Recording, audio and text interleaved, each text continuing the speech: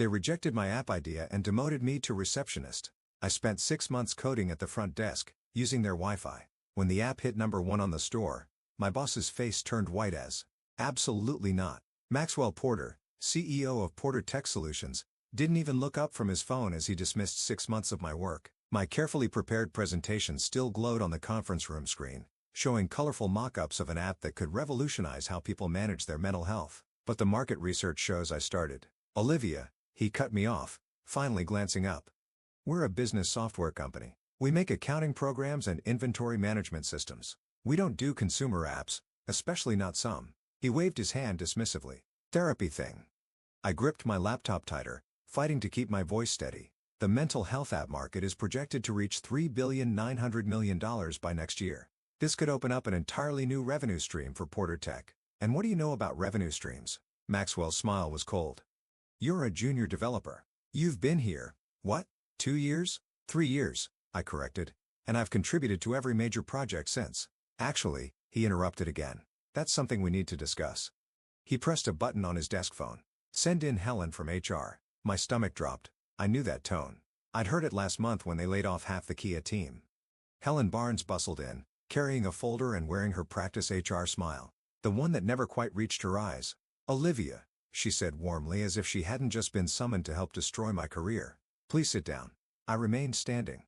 "What's this about?" Maxwell leaned back in his chair, suddenly looking almost pleased. "In light of recent budget constraints and your, let's call it unauthorized use of company time to develop this app idea, we're making some changes to your role." Helen opened her folder. "We're offering you a position as front desk receptionist. Same benefits, though naturally there will be an adjustment to your compensation." The rest of her words faded into background noise as I processed what was happening. They were demoting me from software developer to receptionist because I dared to pitch an idea outside their narrow vision. "This is ridiculous," I managed. "I'm a developer. I have a master's in computer science from MIT. "Then you should be more than qualified to handle the booking system," Maxwell smirked. "The alternative, of course, is termination. Your choice." I thought about my apartment rent, my student loans, the current tech job market. I couldn't afford to be unemployed. Not now. "When do I start?" My voice sounded distant even to myself. "Monday," Helen said brightly. "I'll email you the new job description. We'll need your developer credentials and access cards by end of day." That evening, I sat in my tiny studio apartment surrounded by empty takeout containers and self-pity. My laptop screen showed the app mock-ups I'd spent months perfecting. Mindspace, a revolutionary platform combining ad-driven therapy tools with peer support networks and professional resources. I've gotten the idea after watching my best friend Kate struggle to find affordable therapy during the pandemic. The existing apps were clunky, impersonal, or prohibitively expensive. I knew I could build something better. My phone buzzed. "Speaking of Kate, I'm going to kill him," she declared when I told her what happened. "Actually, murder him with his own pretentious Italian leather shoes." I managed a weak laugh. "Pretty sure that won't help my career prospects. Neither will letting them demote you to receptionist." "You're brilliant. Live. Your app idea is brilliant. Don't let them." "I need the job, Kate," I sighed, looking at my sad bank balance, "at least for now." She was quiet for a moment. "So, what are you going to do?" I stared at my laptop screen at the mock-ups that had gotten me into this mess. Then I noticed something. The Porter Tech VPN was still connected. My developer access still active. They wouldn't disable it until tomorrow. "I'm going to build it anyway," I said slowly, an idea forming. "Build what? The app?" "Yes." I sat up straighter, energy returning. "They think putting me at the front desk will shut me up. Fine. I'll use their Wi-Fi, their electricity, their coffee. I'll build men's space right under their noses. Live?" Kate sounded worried. "Is that legal?" "As long as I use my own equipment and don't touch any company code, perfectly legal.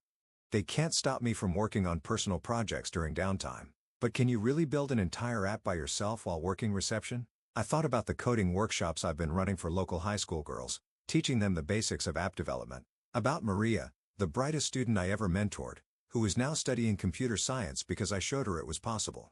"I won't be doing it alone," I replied.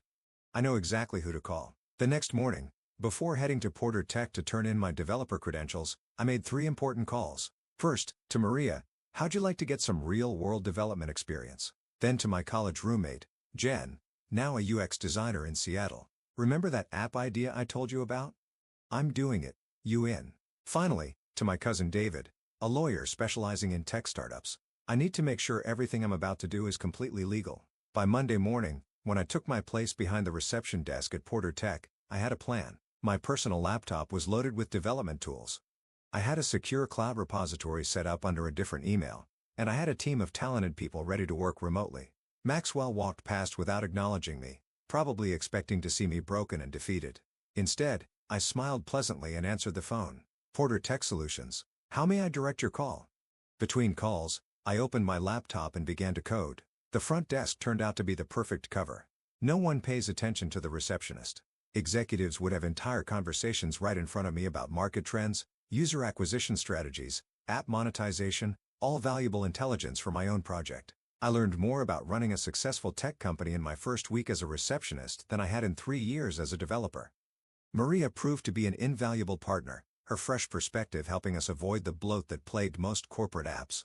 We coded in the evenings over video chat, her enthusiasm reminding me why I fell in love with programming in the first place. Jen's design work was extraordinary, making the interface both beautiful and intuitive. She understood exactly what we were trying to achieve, an app that felt like talking to a supportive friend rather than a cold digital tool. The work wasn't easy. I answered phones and greeted visitors all day, then coded late into the night. My apartment became a command center of sticky notes and energy drink cans. I survived on cheap coffee and determination. But slowly, Mindspace began to take shape. 1 month into my demotion, I overheard Maxwell talking to the head of marketing about their struggling attempts to reach younger users. I made notes and adjusted our strategy accordingly. 2 months in, a board member complained about the company's outdated UI design. I sent screenshots to Jen, who incorporated the latest design trends into our app. 3 months in, I had a working prototype. The AI algorithms were learning.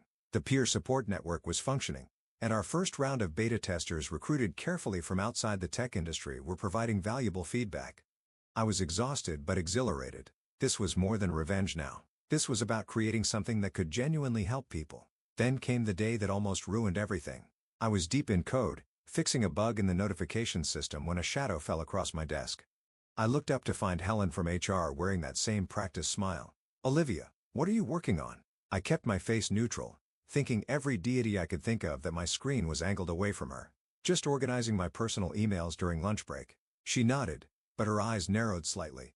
"Remember, all computer use must be related to your reception duties." "Of course," I smiled back. "I'll get right back to the visitor log." That night, I called an emergency team meeting. "We need to be more careful," I told Maria and Jen over video chat, "and we need to move faster. The longer this takes, the more chances they have to shut us down." "The core features are almost ready," Maria reported. "We could launch with those and add the advanced stuff later." Jen shared her screen showing our latest analytics. "Betty user engagement is off the charts. People love it. Live. They're already asking when they can share it with friends."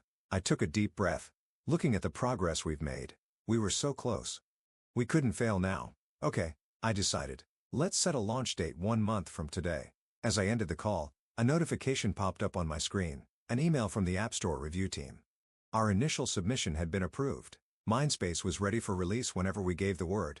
I glanced at my Porter Tech employee badge at the photo taken 3 years ago when I still believed in the company's mission. In 1 month, everything would change. I just had to keep my cover for a little longer. With 1 month until launch, everything that could go wrong did. First, Porter Tech installed new monitoring software on their Wi-Fi network. I discovered this when Gary from it stopped by the front desk, wearing his usual friendly smile. "Just updating security protocols," he said, typing commands into his tablet. "Too many employees using company resources for personal projects." My heart nearly stopped. Had they discovered Mindspace? But Gary just winked at me. "Though I'm sure you're not doing anything like that. Right, Olivia?" I forced a laugh, mind racing. I'd need to route all development traffic through a secure VPN now, more carefully, more slowly. Time we didn't have. That evening, during our team video call, Maria had more bad news. "There's a bug in the peer support matching algorithm," she reported, sharing her screen to show lines of problematic code. "It's not properly filtering inappropriate content. If we launch like this, we'd be putting vulnerable users at risk." I finished rubbing my tired eyes. How long to fix it? At least 2 weeks of dedicated work. 2 weeks we didn't have, but we couldn't launch with broken safety features. Mindspace was meant to help people, not harm them. Then Jen spoke up, her voice hesitant. "There's something else. A new mental health app just launched called Mindbender." She sent us the link. My stomach dropped as I scrolled through their website. The interface was different, but the core concept was eerily similar to Mindspace. "How is this possible?" Maria asked. Did someone leak our idea? I thought back to all the conversations I'd overheard at the front desk, all the executives who'd walked past while I was coding. No, I said slowly. But Porter Tech's offices are full of people who saw my presentation. The next day, I paid closer attention to office gossip. It didn't take long to confirm my suspicions. Maxwell Porter's nephew had just launched a startup, a mental health app startup. They hadn't just rejected my idea, they'd stolen it. During lunch break, I did some digging. Mindbender had raised $2 million in seed funding. Their launch was being covered by major tech blogs, and their founder, James Porter, was being hailed as a visionary entrepreneur. I wanted to scream. Instead, I called David, my lawyer cousin. Can they do this? I demanded. Just steal my idea. Ideas aren't copyrightable, he reminded me gently.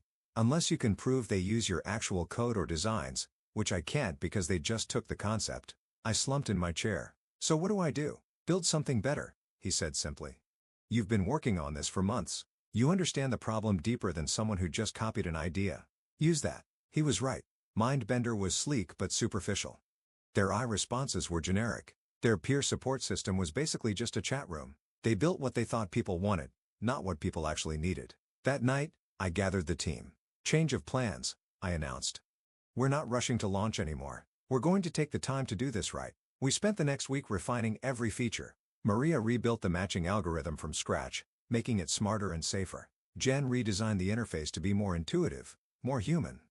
I worked through lunches, stayed late after my reception shift, coded through weekends.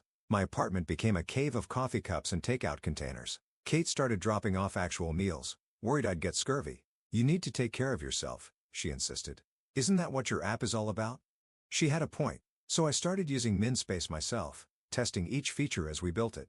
The AI therapy tools helped me manage stress. The peer support network connected me with others building startups while working day jobs. Slowly, something unexpected happened.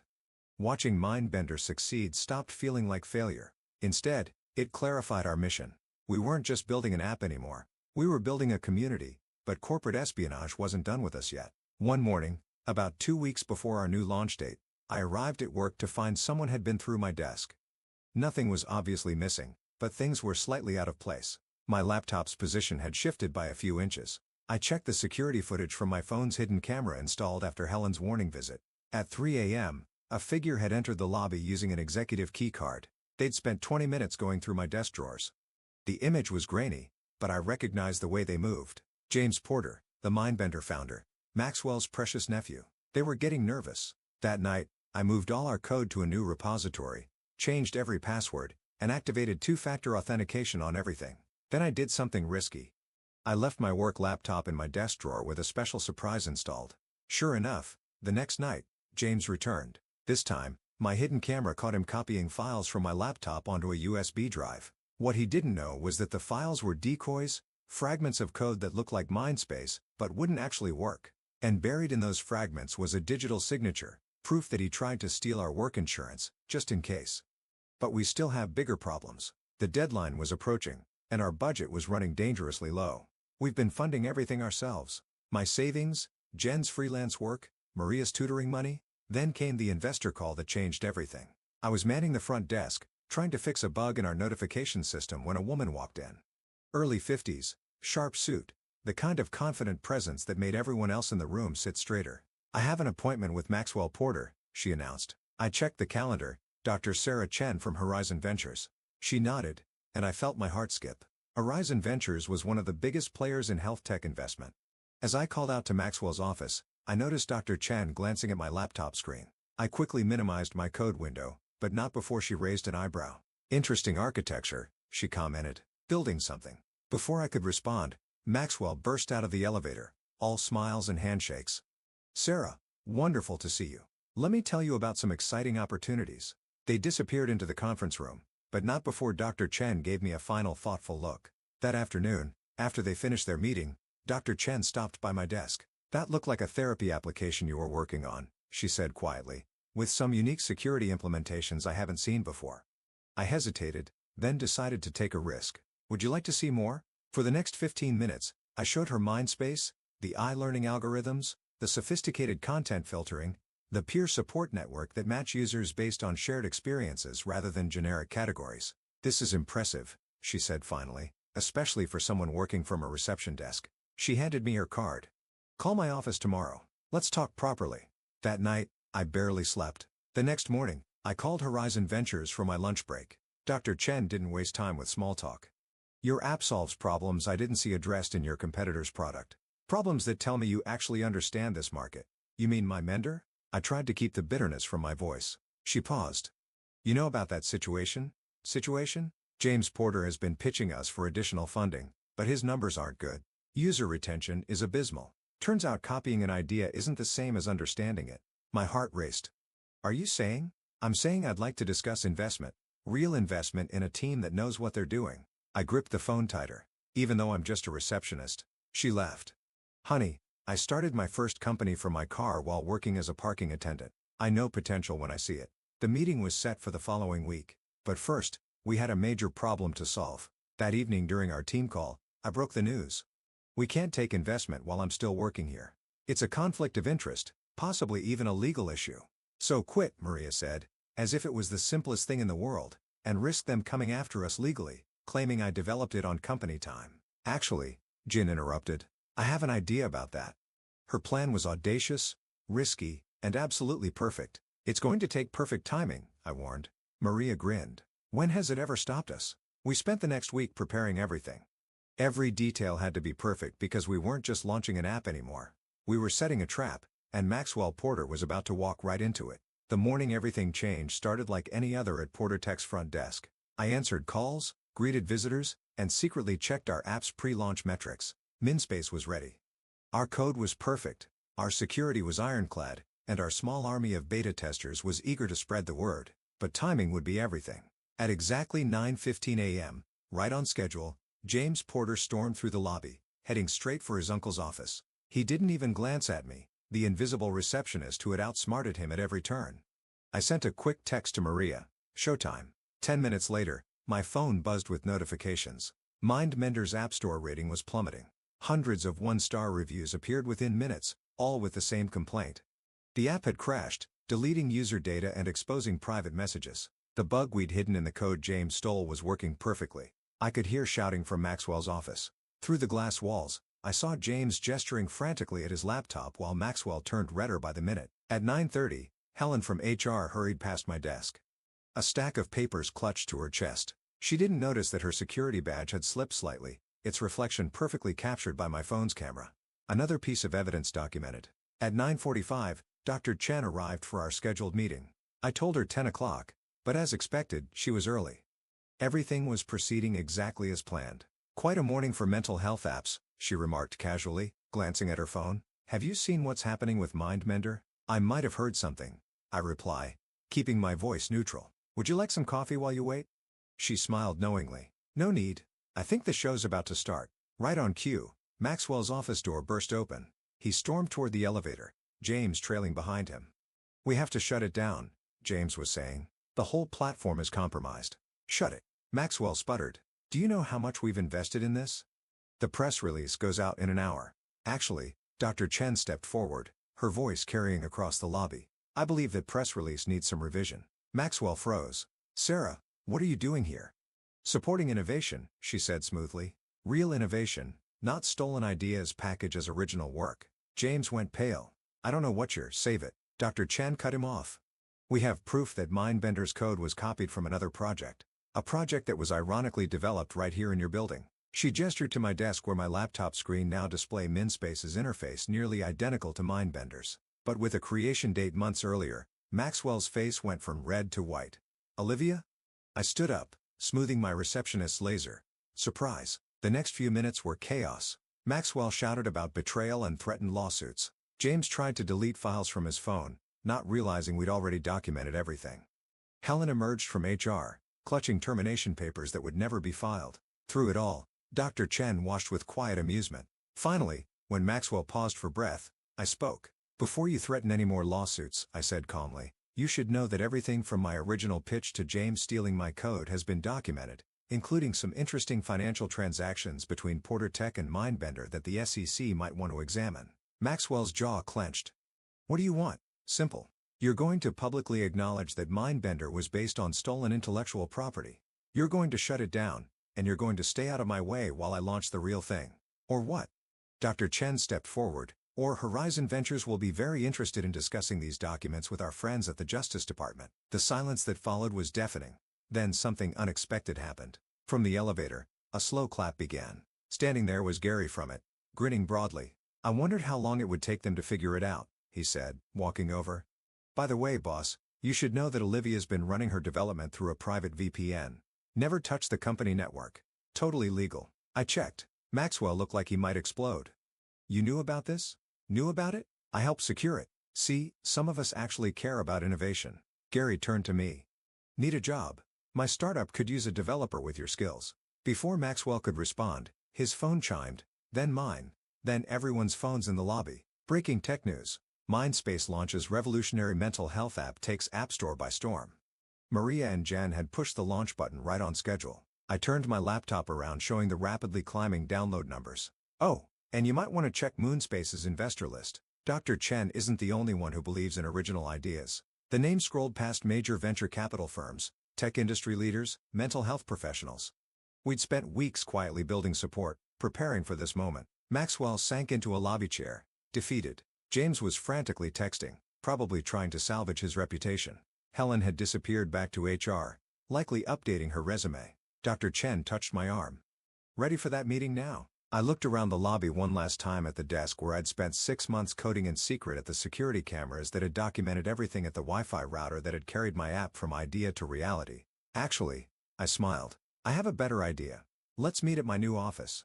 I hear there's a tech startup looking to sublease Porter Tech's old space. 2 months later, I sat in what used to be Maxwell's office, now headquarters of Mindspace Technologies. Our app had passed 5 million downloads. Major healthcare providers were licensing our platform, and most importantly, we were actually helping people. Maria had joined full-time as our lead developer after graduating early. Jen had moved from Seattle to head our design team. Even Gary had jumped ship from Porter Tech, bringing his security expertise to protect our growing user base. Kate stopped by regularly, proud that her struggle had inspired something meaningful. Just promise me one thing, she said during one visit. Never get so successful that you forget why you built this. I pointed to the front desk visible through my office window. It was empty now, but I kept it as a reminder. That's why the desk stays.